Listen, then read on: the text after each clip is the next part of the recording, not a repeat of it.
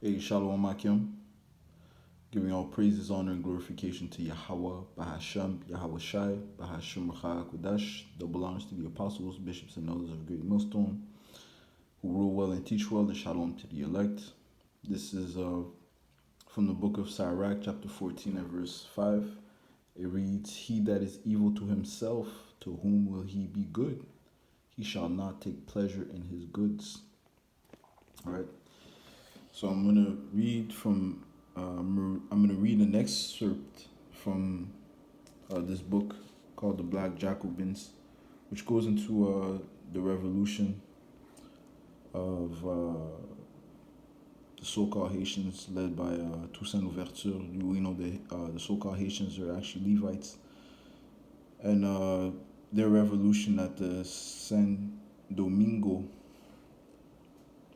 San Domingo was the initial name of what they call Haiti now. Okay, it was a French colony. Okay, which you know the Levites revolted against the French to ultimately free them. For a moment. You know.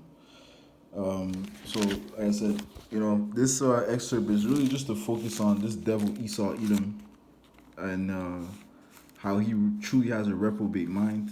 You know, Apostle Gabar goes into the word reprobate, which means void of judgment. You know, really, he lacks judgment, he lacks wisdom. And this passage is going to show you this.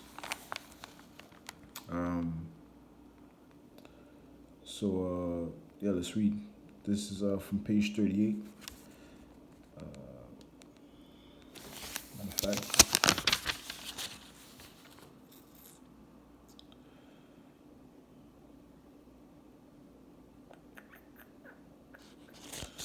yeah, I'm gonna get to the point.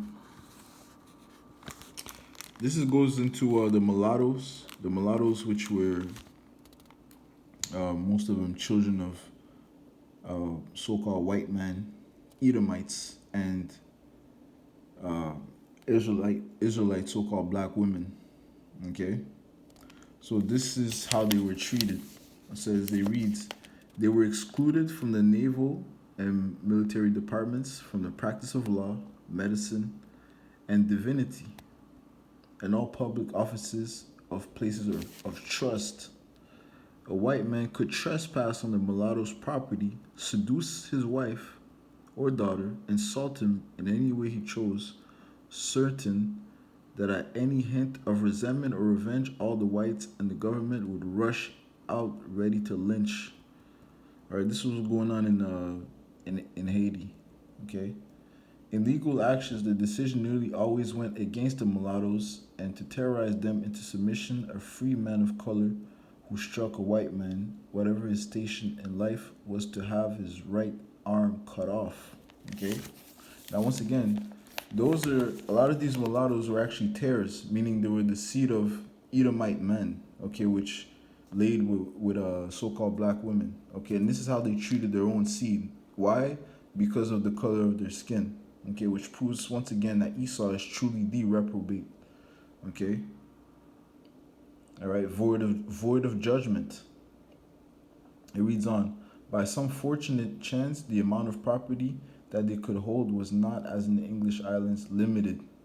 Of fine physique and intelligent, administering their enterprises themselves without exhausting their fortunes in extravagant trips to Paris, they began to acquire wealth as master artisans and then as proprietors. So they found a way to come up, these mulattoes. Okay. As they began to establish themselves, the jealousy and envy of the white colonists were transformed into ferocious hatred and fear. They divided the offspring of white and black and intermediate shades into 128 divisions, right? So this is something I mentioned at camp, which I wasn't sure if I was really clear, but it goes into how he categorized these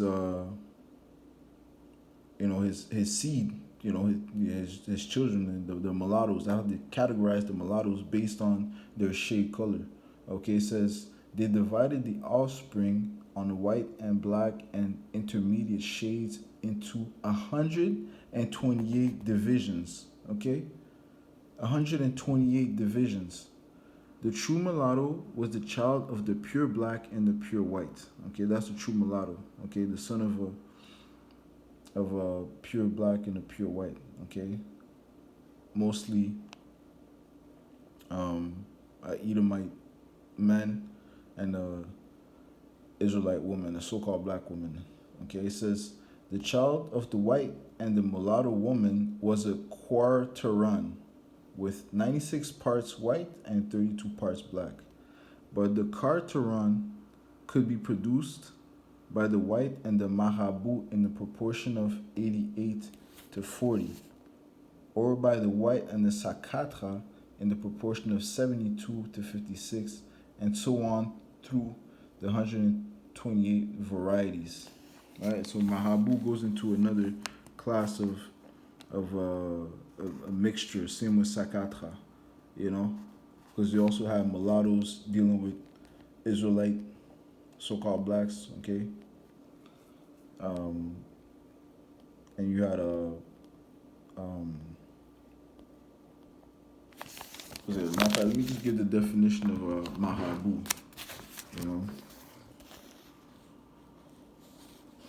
Basically, there's just a lot of mixture going on. Like I said, it was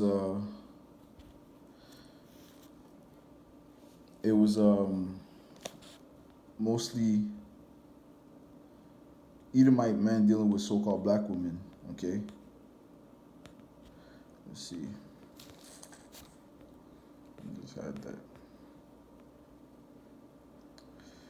Right, mahabu. It says here. This is from the Google. It says mahabu is a term of Haitian origin demonstrating multiracial admixture. The term, which comes originally from the African mahabu, describes the offspring of a Haitian person of mixed race, European, African, Taino, and South Asian. For the most part, it's, so-called European descent, Edomite descent. There was a lot of tares. A lot of these mulattoes were actually tares, but you see how they were treating them. It says the mahabu label dates to the colonial period of Haitian history, meaning the offspring of a mulatto and a grief person.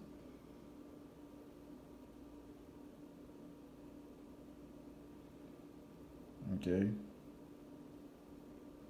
But you see how they got the quadroon and let's see, grief. All right, grief, which is a quadroon. In the colonial societies of the Americas and Australia, a quadroon or quarteran was a person with 1/4 African Aboriginal and 3/4 European ancestry. Similar classifications were octoroon for 1/8 black and quinteroon for 1/6 black. You see all this confusion? Okay? All this confusion, man. Okay, that Esau brings. All right? I'm going to read the last sentences. But the Samele with 127 white parts and 1 black part was still a man of color. You see that? All right, so 128 divisions, right? The scriptures talk about the simplicity, man, in Yahweh Shai, okay? The seed comes from the Father. The Father carries the seed, okay? Our apostles often went into how the Greek word for seed is sperma, okay? The man carries the sperm, okay? The sperma, that's where the word sperm comes from. The man carries the sperm, man, okay? So ultimately, you are the nationality of your father. Okay, this is the book of Numbers. All this quarteroon and the half part black and 3/4 of a white, it's all confusion, man. Like I said, Numbers 1. Yeah, Numbers 1 and 18 is what I want. This is the book of Numbers, chapter 1, and verse start at verse 2. It says, Take ye the sum of all the congregation of the sons of Israel after their families by the house of their fathers with the number of their names, every male by their polls, right? So they would number the sons of Israel by the house of their fathers, because your nationality is determined by your father. Verse 18, and they assembled all the congregation together on the first day of the second month, and declared their pedigrees after their families by the house of their fathers, according to the number of the names from 20 years old and upward by their polls, right? So they declared their lineage, their genealogy by the house of their fathers. Okay? You go back to who your father is, man. Your nationality is determined by your father. There's no need for 128 divisions, okay?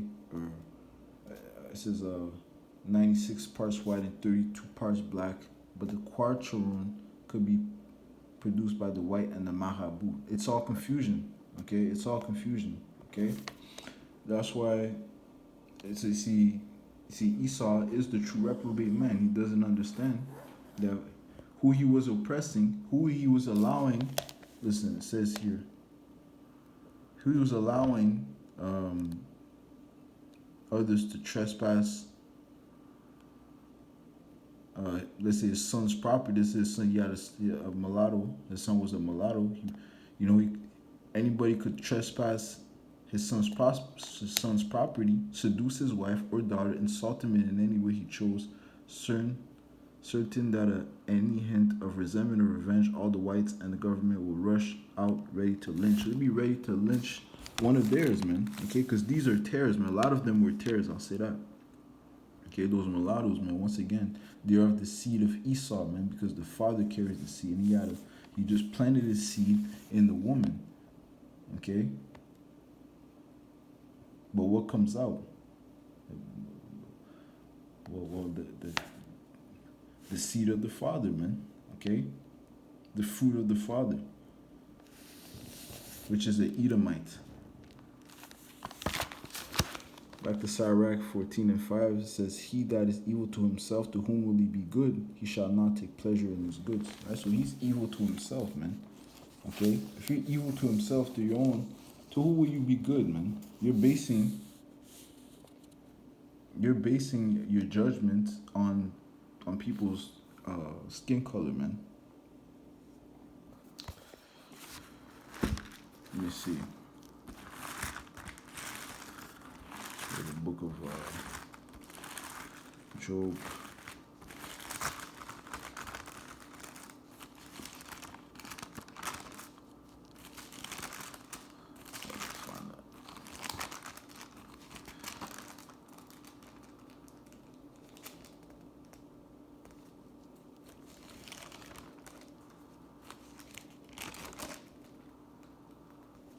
This is the book of Job, chapter 17 and verse 4. "For thou hast hid their heart from understanding, therefore shalt thou not exalt them."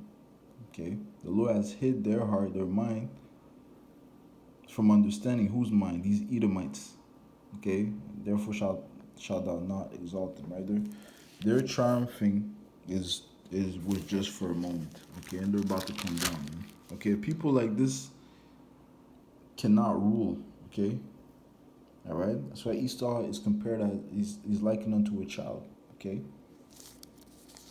All right. He doesn't make decisions based off logic or wisdom. Okay. The wisdom is found in the Bible, which he pretends to uphold, but he doesn't follow. He doesn't follow its instructions. Okay. Scriptures talk about not dealing falsely with his brother. Okay. Do not deal falsely with thy brother, man. That's one of the commandments. Okay? Here it is. He's oppressing his own.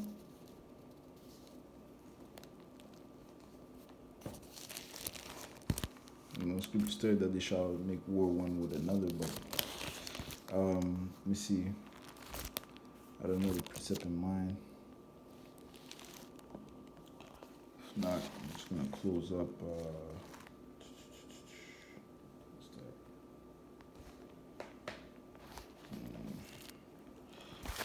All right, yeah, I guess I'm gonna close up. I can't remember what I had in mind. All right, really, it was just a quick. I just wanted to bring out this quick excerpt from this book. Okay, which demonstrated Esau's lack of wisdom. Okay, he's the true reprobate mind. Okay, he's the one that the Lord has set by, man. He put away Esau, man. Okay, all right. The Lord chose Jacob. Okay, and he put by Esau. Okay, all right. The Lord said, Jacob have I loved. Who is Jacob? Speaking of you so-called blacks, Hispanics, and Native Americans, and Esau have I hated. Okay, which the Lord is referring to these so-called white people, including the tares. What are the tares? The tares are the Edomites that come up and look like Israelites or